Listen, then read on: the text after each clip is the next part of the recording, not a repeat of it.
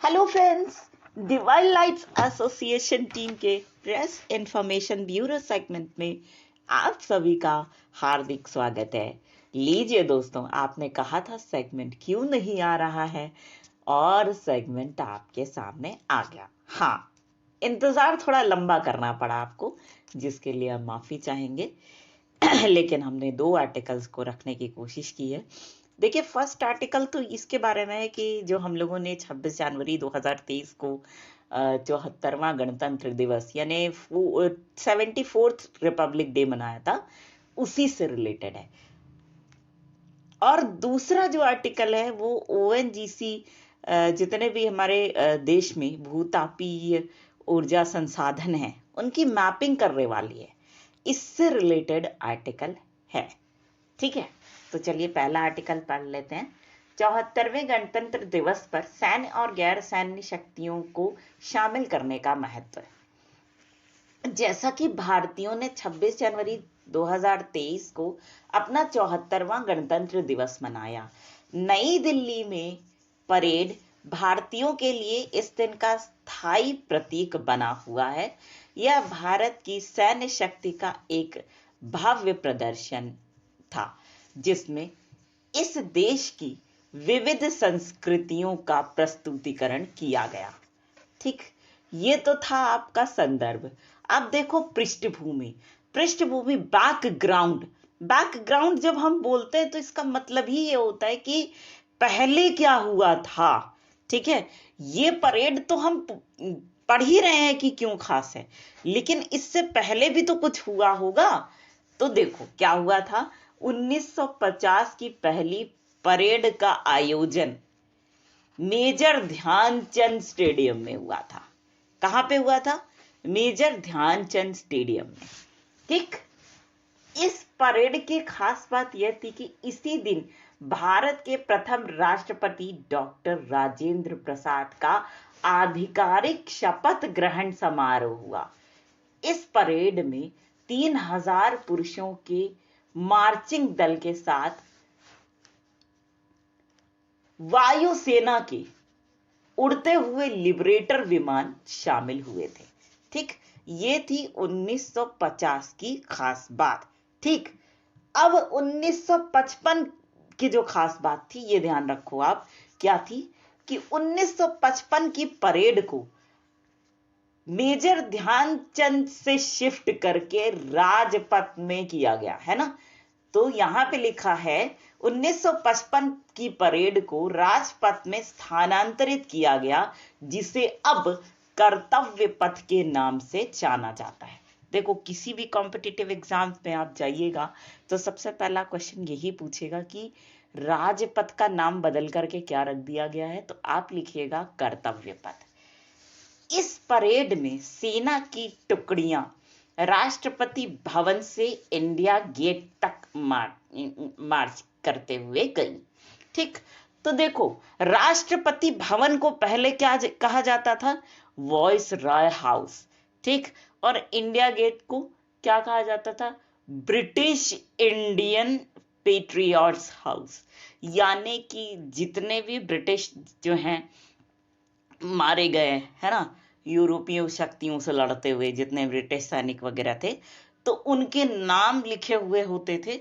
उनका स्मारक कहा जाता था पहले इंडिया गेट को, लेकिन अब इसका भारतीयकरण क्या किया गया? 1955 की परेड में किया गया, जब इसको राजपथ यानी कर्तव्य पथ पर शिफ्ट किया गया था। तब परेड कहां से कहां तक जाती थी? आज के राष्ट्रपति भवन से लेकर के इंडिया गेट तक जाती थी। ठीक, अब देखो, अब आइए 74वें गणतंत्र दिवस पर जो हमारा था। ठीक, 74वें गणतंत्र दिवस पर क्या प्रदर्शित किया गया, ये बहुत ही खास बात है जानने के लिए। भारत की सैन्य शक्ति का आत्मनिर्भरता और सशस्त्र बलों व नारी शक्ति महिलाओं की भूमिका सुर्खियों में थी। ठीक, अब देखो क्या हुआ कि महिलाओं की भूमिका मतलब बहुत ज्यादा तादाद में महिलाओं को शामिल किया गया था इस परेड में। ये याद रखना कि जो सीआरपीएफ है, ठीक है, जिसको आप बोलते हैं केंद्रीय रिजर्व पुलिस फोर्स या केंद्रीय सशस्त्र सीमा बल, ठीक, तो अब उसकी जो टुकड़ियां थी वो कौन थी? पूरी पूरी जितनी टुकड़ियों को शामिल किया गया था उसमें जितने लोग थे वो कौन थी? महिलाएं थी। ठीक, सेना ने अर्जुन नामक स्वदेशी युद्ध टैंक, नाग मिसाइल प्रणाली के वज्र टी बंदूक प्रणाली, आकाश वायु रक्षा प्रणाली और ब्रह्मोस मिसाइल का प्रदर्शन किया। ठीक है, जितने भी ये हथियार थे ये क्या थे? ये भारत में बने थे जिनका प्रदर्शन किया गया। यह पहली बार हुआ जब भारतीय सेना द्वारा गणतंत्र दिवस की परेड में किसी रूसी हथियारों का प्रदर्शन नहीं किया गया। जो सुखोई है, ये कोई भी और लड़ाकू विमान जो रूस ने बनाए थे उसका प्रदर्शन भारत के गणतंत्र दिवस पर नहीं किया गया। ये पहली बार हुआ ऐसा। ठीक है, महिला सशक्तिकरण के तहत जल और वायु सेना की टुकड़ियों का नेतृत्व महिला अधिकारियों द्वारा किया गया। ठीक, अब एक चीज ये ध्यान रखने वाली है कि भारत के सबसे पुराने अर्धसैनिक बल असम राइफल्स ने लैंगिक समानता का संदेश दिया। ठीक, 144 मजबूत दल ने परेड में समान संख्या में भाग लिया। ठीक, मतलब 144 मजबूत दल थे जिसमें कि महिलाओं की संख्या भी उतनी ही थी और पुरुषों की भी संख्या उतनी ही थी। सबने कंधे से कंधा मिलाकर इस परेड की शोभा बढ़ाई। ठीक, अब देखो, नवसेना में अग्निपथ योजना के 6 पुरुषों और 3 महिलाओं को इस बार की परेड में शामिल किया गया। अब देखो, अग्निपथ स्कीम याद होगा आपको कि कितना ज्यादा बवाल हुआ था जुलाई 2022 में। आपने सुना होगा इसके बारे में, है ना, कि भाई 5 साल के लिए जो है ट्रेनिंग दी जाएगी जवानों को 10th पास करने के बाद, और उसके बाद क्या किया जाएगा? जो अच्छे होंगे उनको सेना में ले लिया जाएगा और जो नहीं सही होंगे उनको मतलब उनका सिलेक्शन नहीं होगा, ये रीट्रेन करना पड़ेगा, तो रीट्रेन किया जाएगा। ठीक है, अब इसका कितना विरोध हुआ था, लेकिन सरकार ने इस स्कीम को भुनाया क्योंकि इससे जो है भारत को क्या मिल रहे थे? सैनिक मिल रहे थे, है ना, जो कि शहीद हो पाए, जो कि लड़ पाए देश के लिए, दुश्मनों से रक्षा कर पाए, है ना, तो ये मिल रहे थे। तो अब ये कहा गया कि ये देखो, अग्निपथ स्कीम के जो 6 पुरुष थे और 3 महिलाएं, इनको इस परेड में शामिल किया गया। परेड की सांस्कृतिक झांकी में नारी शक्ति के थीम को सशस्त्र बलों की टुकड़ियों से परे ले जाया गया। जैसे अब नारी शक्ति की थीम को सशस्त्र बलों से परे ले जाया गया। केवल ये नहीं दिखाया गया कि नारियां जो हैं लड़ सकती हैं, है ना, दुश्मनों से देश की रक्षा कर सकती हैं, ये नहीं दिखाया गया, बल्कि क्या दिखाया गया? जैसे देखो उदाहरण, त्रिपुरा की झांकी पर्यटन और जैविक खेती के माध्यम से स्थायी आजीविका बनाने में महिलाओं की भूमिका पर केंद्रित थी। अब देखो, टूरिज्म में महिलाओं की क्या भूमिका हो सकती है, और किसमें? ऑर्गेनिक फार्मिंग, जिसको जैविक खेती बोलते हैं, है ना, उसमें महिलाओं की क्या भूमिका हो सकती है, इस पर ये केंद्रित थी झांकी। किसकी? त्रिपुरा की। ठीक, अब देखो, ये लिखा हुआ है गणतंत्र दिवस की सैन्य परेड का महत्व। ठीक, सैन्य परेड का जो मिलिट्री वालों के लिए क्या महत्व था? देखो, सैनिकों और स्वदेशी हथियारों का ऐतिहासिक प्रदर्शन। देखो, उसमें कितना प्रदर्शन हुआ था, कितने सारे स्वदेशी हथियार हैं जो लिखे हुए थे, उनको लिख सकते हैं। जर्मनी के सेना आधुनिक परेड में अग्रणी रही। ठीक है, एक ये भी खास बात रही। तीसरा तीसरा क्या महत्व रहा कि 2 साल के बाद किसी मुख्य अतिथि का हमने स्वागत किया, और इस बार के मुख्य अतिथि कौन थे? मिस्र के राष्ट्रपति अब्देल फतह अल सीसी। ठीक है, तो इस बार का महत्व यह भी रहा है कि सबसे पहले परेड की शुरुआत किसने की? मिस्र के सैन्य दल ने की। दूसरा, औपनिवेशिक शासन के विरुद्ध विजय। ठीक है, तो ब्रिटिश राज के दौरान शाही परेड में प्रतिस्पर्धी यूरोपीय औपनिवेशिक शक्तियों के समक्ष ब्रिटिश शक्ति का प्रदर्शन किया जाता था, परंतु अब क्या हो रहा है? भारतीय अपनी शक्ति का प्रदर्शन कर रहे हैं, वो भी अपने क्या कहते हैं, अपने ही हथियारों के माध्यम से। जैसा कि आप इसके उदाहरण में लिख सकते हैं कि किसी भी रूसी हथियारों का प्रयोग हमने इस बार की परेड में नहीं किया था। ठीक है, अब देखो,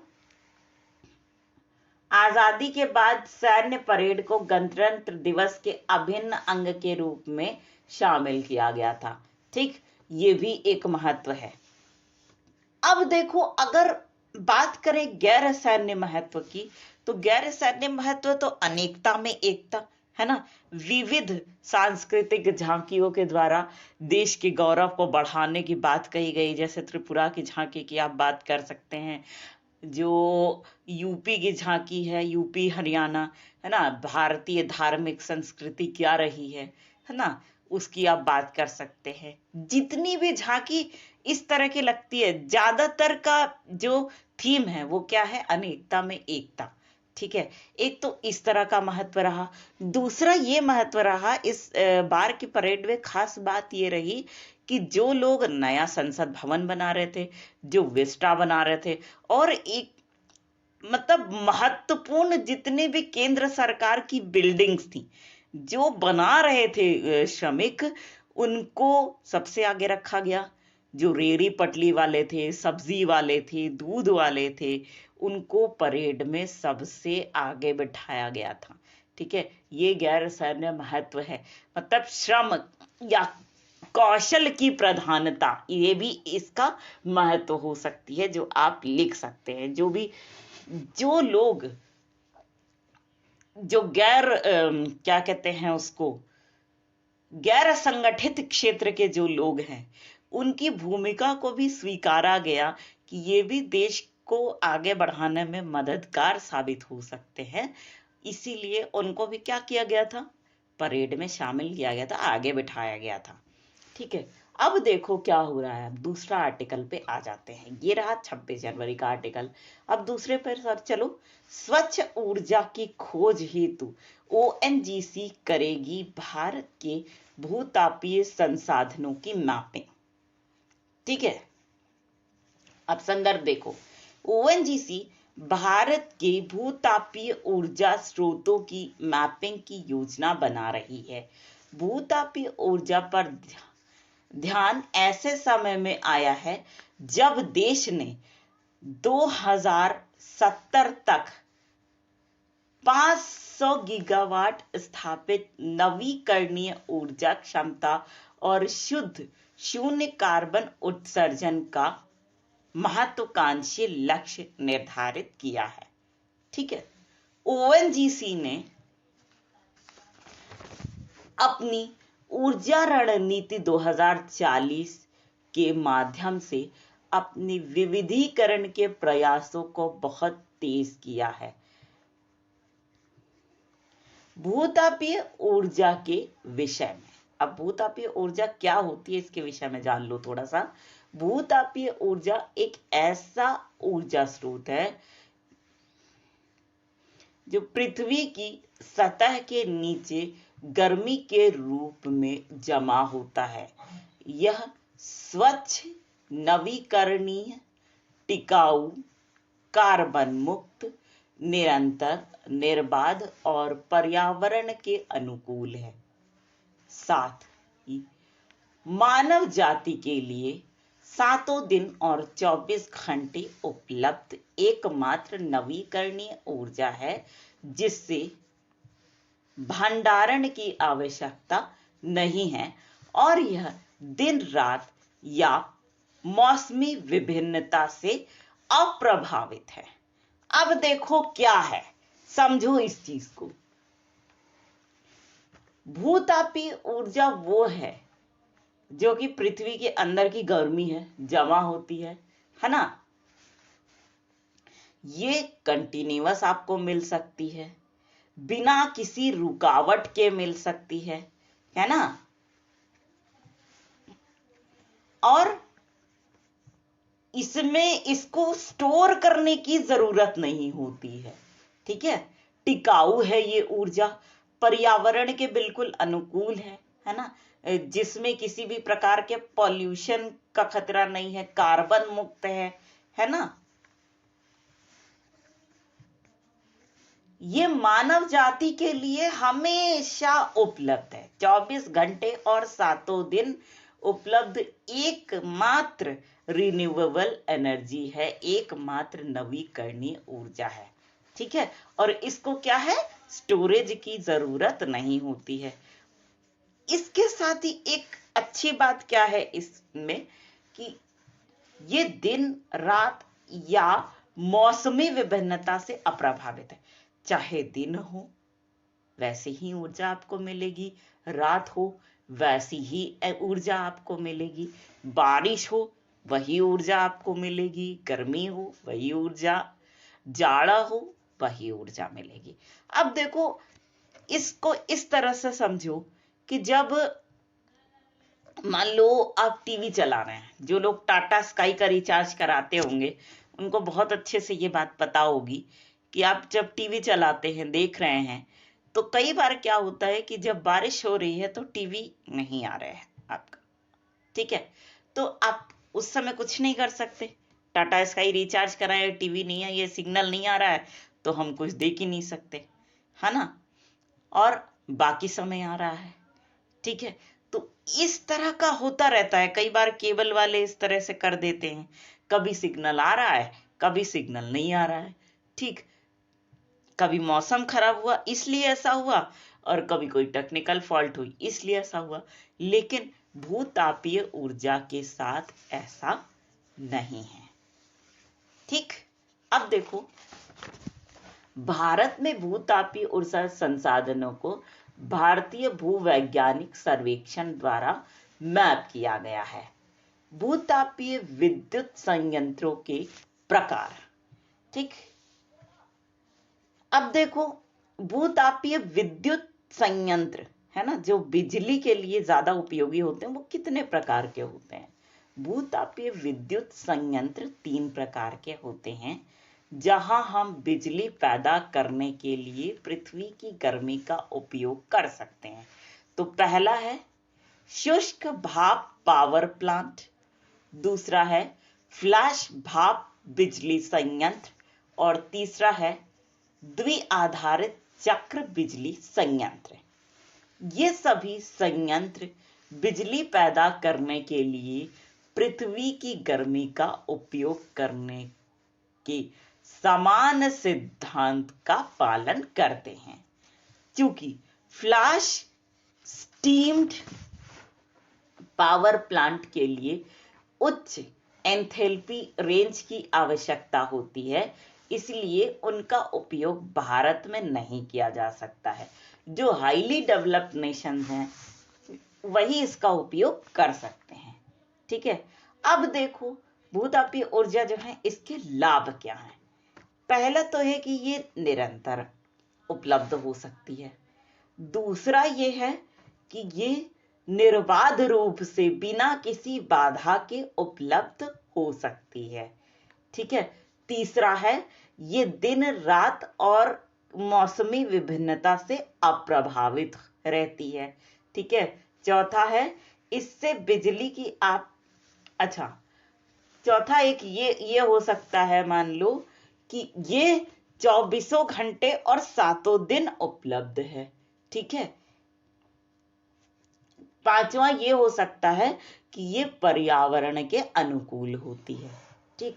अब देखो हानि क्या होती है, इसके लिए अत्यधिक प्रारंभिक पूंजी की आवश्यकता होती है, ठीक है, जिसको हम इनिशियल कैपिटल कहते हैं, उसकी बहुत ज्यादा आवश्यकता होती है। बिना ज्यादा इनिशियल कैपिटल के, बिना ज्यादा पूंजी के इस प्रकार की चीज आप नहीं कर सकते हैं। इस प्रकार का भूतापीय संयंत्र ही स्थापित नहीं होगा तो बिजली आपको कहां से मिलेगी, है ना।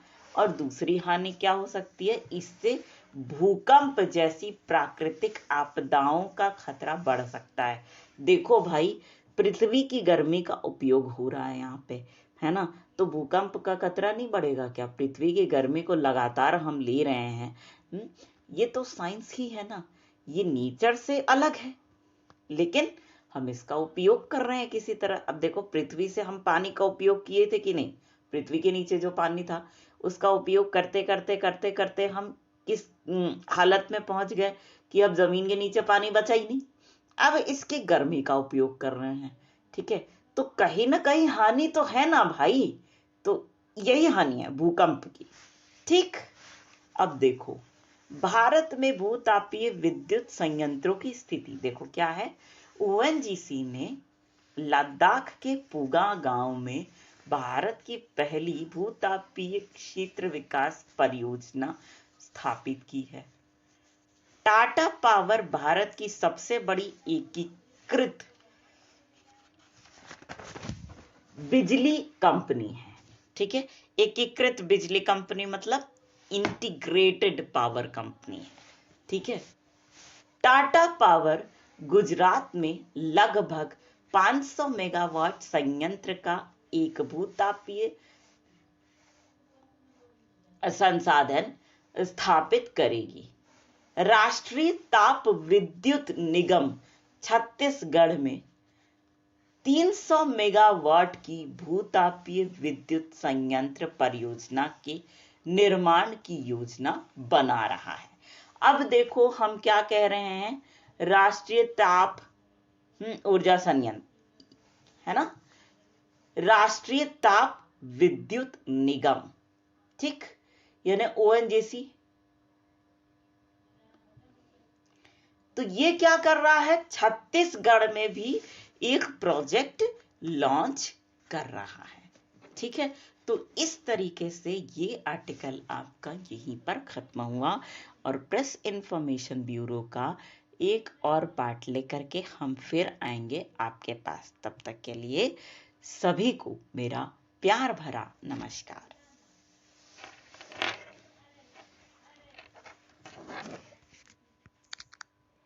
Recording. Pause. Stop.